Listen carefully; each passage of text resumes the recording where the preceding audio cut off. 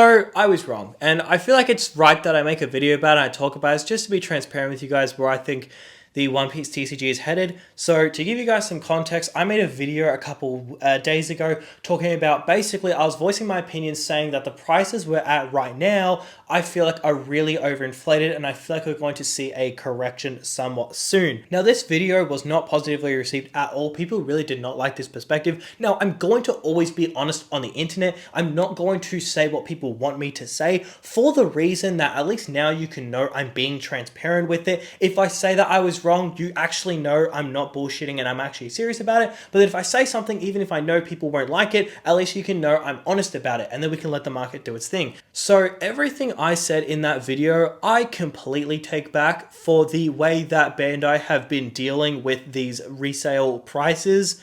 Yes, there is a lot of demand and yes, things are going up, but it's so dependent on how Bandai actually approach it. And they honestly have no idea what they're doing when it comes to bringing the prices down. So I'm going to explain how they're trying to bring the prices down and it's just not really doing anything. And this is why I've completely changed my opinion on this. Like everything I was saying, how I think the market's going to fall backwards.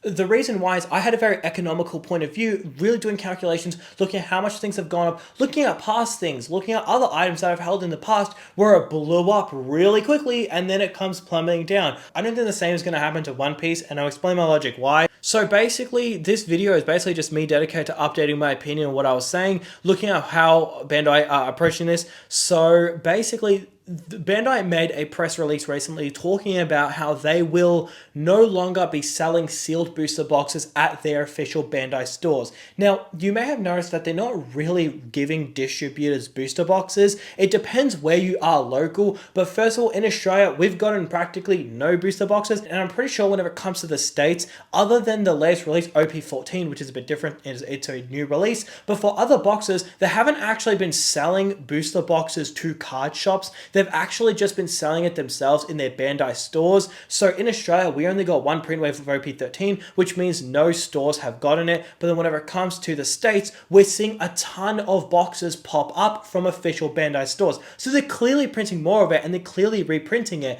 So you're not seeing them pop up in card shops. I mean, look, it depends exactly where you are. It's very hard for me to talk about global, but at least what I can see online, talking to some people and different sources of information that I get, they're not giving, if they are, many boxes to card shops. They're basically keeping it all for themselves to sell at MSRP themselves, which is fine. That's great.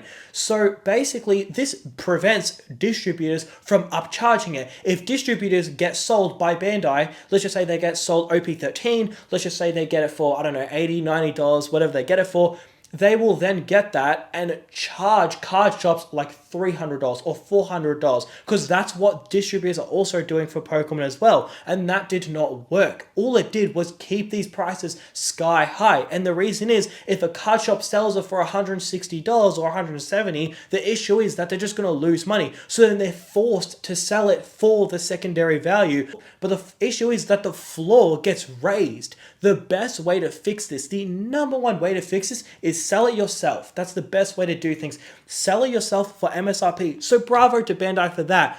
If it weren't for one detail, that detail is they are ripping the seal off. Now I know this is a pretty similar video to the video I made a couple days ago. This is more of just a follow-up, but this is also partially just a rant. So basically, they are taking most of the new supply of, say, OP13, for example. They're taking most of the new supply, or even OP09 as well. Sorry, I just say they're taking most of the supply for themselves, which is fine. They sell for MSRP, which is great, but they rip the seal off, which means no one can get sealed boxes.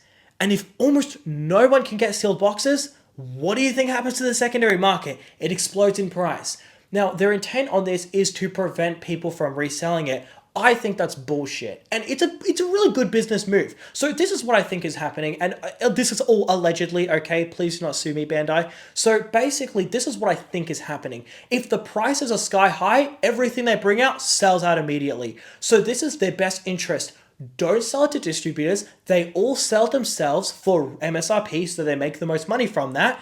So they don't need distributors, so they sell it themselves, but what they do is they sell them without the seal so that the market price stays sky high, but they get to sell as many as they want. Think about it. If they were to print 1 million, 2, 3, 4, 5 million OP13 booster boxes, sealed, they sell it at their stores and they sell it, you know, like, and they have a bunch available, right? It's going to plummet the price. However, if they sell it without the seal, it's not going to affect the price, but they can sell as many as they want.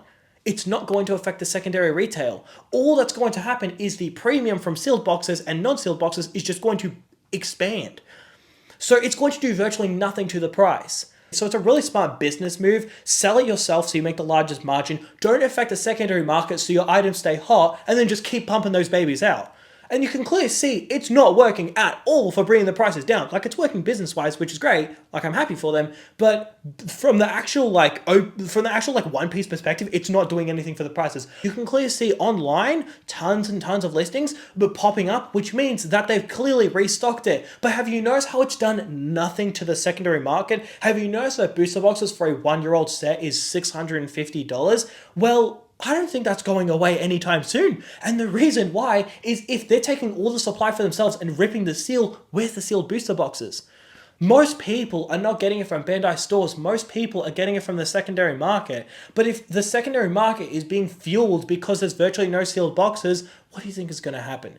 So this video is basically me saying I looked a couple weeks ago at the One Piece market. I compared it to a bunch of other items. You gotta remember, I was there when OPO 5 came out. I was there months before it came out. I got into One Piece when like OPO 2 or I think OPO 3 was the latest set, is when I got into One Piece. So I've seen how this story ends. With OPO 5, I looked at it, and this is where I've made the mistake, and this is why I'm making this apology video. First apology video on this channel, there you go. I gave it the same lens. That's what I did. And that was a big mistake on mine. I had the exact same lens. I looked at OP13 and I gave it the exact same lens that OPO 5 had. I looked at OPO 5 and I saw that it went from $330 and I saw it plummeted to $130. And I was like, OP13 at $500? Oh boy. But the thing is, you can't do that because the past performance may not predict future performance. A lot of the time it does. And for trading cards, yeah, a lot of the time it does. But it depends how the company approaches it that time. So with OPO 5, think about it. Bandai, they only got to milk it for a couple months until realistically it was pretty cheap. So they only got a couple, however many 1,000 boxes that they got to sell, or maybe 1 million boxes that they got to sell until it went back to no longer being hot. So the best way to keep it being hot is make it where getting sealed products is impossible, keeping it sky high prices, and then people will just buy unsealed boxes. So yeah, and if you're wondering if unsealed boxes will affect the price of booster boxes, no, they won't. They do not at all. It does not take a genius to figure that out. There will never be a day where, like, even if they sell 1 million OP13 booster boxes, there will still be the fattest premium on sealed boxes. Maybe it changes the price by like 5%. Maybe, but I doubt it. And they would have to print millions and millions of copies. The only way that they can bring these prices down is slap that seal back on, sell it sealed, and pump them out. They did a really good job not selling it to distributors, because if we look at Pokemon, they just marked it up and made it impossible for boxes to go down. But when it comes to One Piece, the difference is that they're not selling it to distributors. They're clearly selling a majority of the boxes for themselves without the seal, which is just horrible for the secondary market. So if I'm being honest with you, OP13, where will it be headed? No freaking clue. I have literally no idea. If you want to invest in One Piece, my best advice is PRBO2 and new boxes. If you are willing to pre-order, there is a special place for you. If you are willing to pre-order multiple boxes ahead, oh boy, you're ahead of the market. And if you're willing to pre-order and pay in full, GG's well played. So basically, in a market like this, anything that is on hand is expensive as shit. But anything that is like, you know, to release, there's no premium on it. Well, there's much less of a premium. OP14, it's a phenomenal set. It is a gorgeous set. I made a video talking about OP14. Wow, they nailed it. Great job to Bandai. The problem, but the thing is, it's $275 on the secondary market. Okay, how long is that going to last until that hits $400? Could be soon. Could be a month. Could be 2, 3, 4 months. Maybe. Who realistically knows? So if you want to invest in One Piece, that's just your best bet. Buy the new stuff.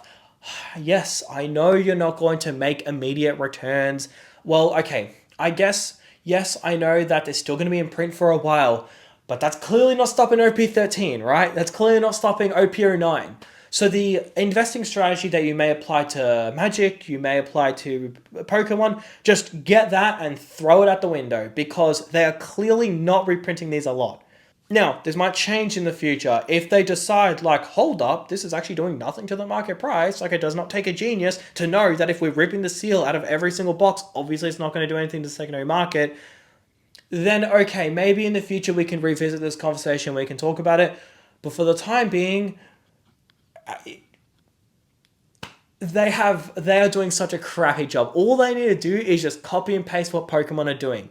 Just look at what they did and it worked. Sell it to Sam's Club, sell it to Costco, or just sell it yourself. Sell it with the seal on. You'll be laughing. You'll be 2x of MSRP for a good while. 2x of MSRP is like $280. Dude, if OP13 is $280, I'll take it. But it's not. It's like $500. So yeah, I apologize everybody. I was wrong. But yeah, I guess we'll see how Bandai approach this. But yeah, your best bet is probably just pre-order. Pre-order OP14. I think that's such a good set. PRBO2 is also a really good set. And yeah, like honestly, yeah, I just fire out. That actually amazes me. Like, it actually doesn't seem like they want the prices to go down. It seems like they're really having a bit of a joyride, which is fair enough. I can't blame them.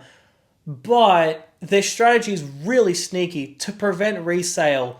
It doesn't take an idiot to know whether the box is $400 as an unsealed box or $500. Resellers are still going to buy it anyways. They're not doing it to prevent reselling, okay? If a reseller goes into an official Bandai store and they see, box for $150, it's $500 sealed, but it's still $400 without the seal. Nah, I'm all good, thanks. No, they're still going to resell it. That's just a bullshit excuse to keep the prices sky high, which is clearly their intent. Will they milk this for many years in the future? Who realistically knows? But I don't really have anything to back it up, so it's just a theory. It's just allegedly, but yeah. Anyways, Paul. Yeah, but let me know what you think about this in the comment section. I think it's absolutely bullshit. But anyways, I do not think the meta is going to be waiting for these boxes. You can either just buy them or you can pre-order new boxes. Although the safest bet is probably pre-order new boxes. But anyways, that's going to do for today's video. Thanks for watching.